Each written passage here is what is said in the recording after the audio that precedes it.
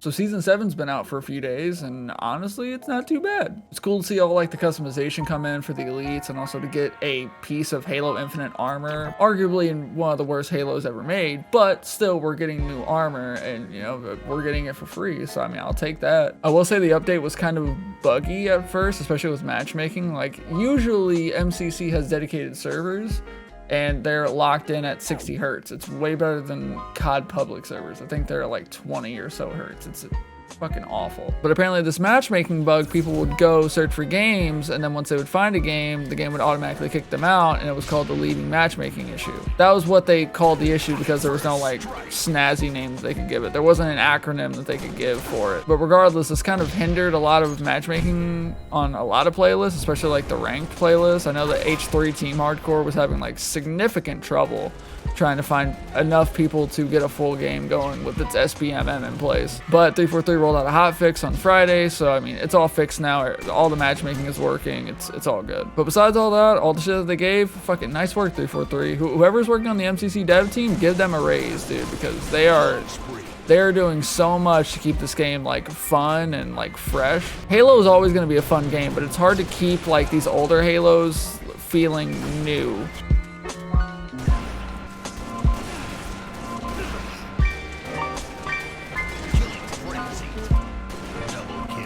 Oh, they left. That's unfortunate.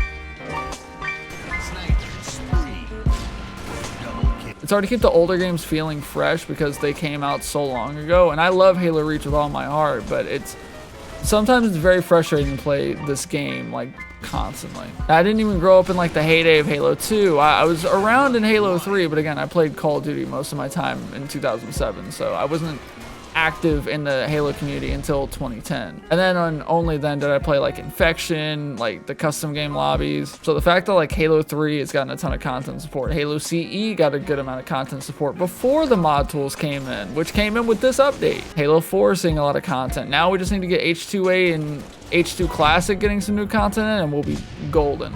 We will have hit a happy medium in terms of what Halo games get what content. I'm excited to see what people can make with the mod tools. Like, so far people have already made some pretty stunning scenery with the CE mod tools, but I mean, we don't have the Halo 3 ones yet, so we can only wait and see what people will make even without mod tools, because there's been some pretty impressive mods to come out recently. As of right now, the update's been pretty decent overall, besides like, of course, the matchmaking bug, but that's fixed. But now they just have to fix the CE like gameplay stutter whenever you pick up like new weapons or like start firing like guns off the ground like this.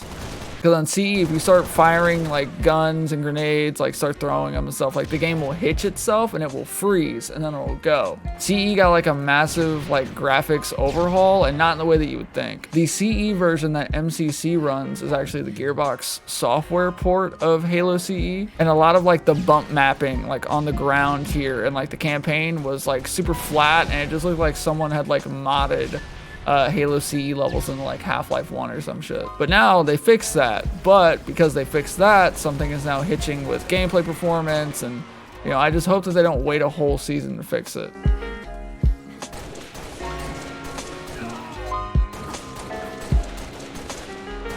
Only personal gripe I have with this update is that instead of rotating in Halo Reach Team Hardcore, they rotated in H2 Classic Team Hardcore. And I don't have anything against Halo 2. I think it's one of the better Halos to ever come out. I certainly think it's better than Halo 3. But like, I don't know why we just can't have all of the game's competitive playlists in the competitive section of matchmaking. We have 3 competitive playlists for Halo 3. Like, dude, I see the bias. I know a lot of people like Halo 3, but come on, man. The only reason I play Halo Reach Team Hardcore is because there's no bloom on the DMR, and it just feels so good to 5-shot someone. It being a competitive playlist just makes it even better. But yeah, overall, the content in this update is super dope. I love the background. I love the elite customization, like I said, and the seasonal challenge is like a lot more fun to do than Season 6. So I'm probably going to grind out the rest of this battle pass. Regardless, I hope you guys enjoyed today's video. I do enjoy doing these live commentaries. I'm going to start trying to get more comfortable doing them. So I appreciate you guys hanging in there, and I will see you guys in the next one. Peace.